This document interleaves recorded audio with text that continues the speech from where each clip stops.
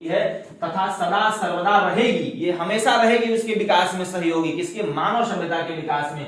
रामायण के बारे में कहा गया है, रामायण के बारे में कहा गया, क्या कहा गया है कि यावत स्थास्यन्ति गिरयः सरितस्य महीतले, यावत स्थास्यन्ति गिरयः सरितस्य महीतले तावत रामायण कथा लोकेषु प्रचलिष्यति, तावत रामायण कथा लोकेषु प्रचलिष्यति। जब तक इस धरातल पर, इस सृष्टि पे पर्वत हैं, नदियां हैं, जल का एक भी स्रोत बचा है, तब तक इस पृथ्वी पर रामायण की कथा अविचल और सतत प्रवाहित होती रहेगी रामायण की कथा। इसलिए वही कहा है कि यावत स्थास्यन्ति गिरयः सरितस्य महीतले, इस पृथ्वी पर जब तक के पर्वत हैं, पहाड़ हैं, नदियां हैं, झरने हैं, झील हैं, सागर हैं, जब तक ये इस पृथ्वी पर हैं, तावत रामायण कथा लोकेषु प्रचलिष्यति, तब तक राम जी की कथा, रामायण की कथा इस लोक में, इस संसार में प्रचार होता रहेगा। उसका जन सामान्य के बीच में वो रामायण की कथा इस लोक में प्रचार होती रहेगी, उस लोक में रहेगी। ये रामायण के बारे में कहा गया है।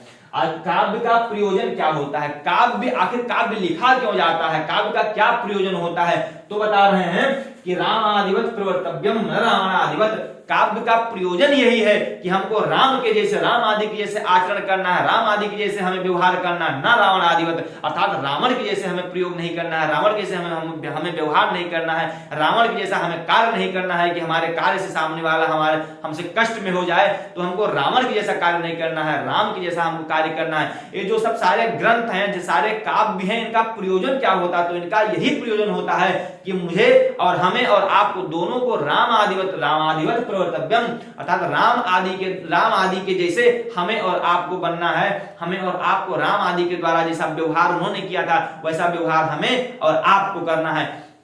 इस निमित्त, इस हेतु से काव्य लिखे जाते